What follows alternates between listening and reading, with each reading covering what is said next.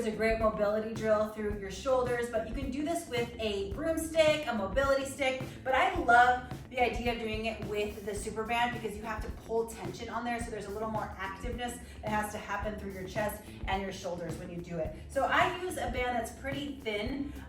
These are the lineup bands that are on my shop page. You'll start with your feet underneath your hips, just relaxed with your lower body, and then you go into an overhand grip and make sure there's a little bit of tension on the band, and you can choke up on it as much as you want. The wider your arms are, the easier it'll be, the more space you have for your shoulders, but the more narrow you are, the more challenging it'll be.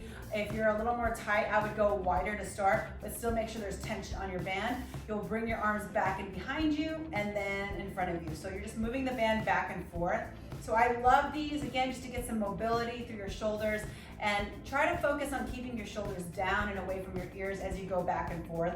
And I like to do these as like a pair of like 20 or so going back and forth, and then pair them with some figure eights doing a pass through this way. So you're making figure eight here, and make sure you don't hit your head like I just did, and then you go to the other way, same exact thing. You don't have to have a specific rep count. It's more for getting mobility, getting some movement through your shoulders, especially before you're about to do some overhead movements or push-ups.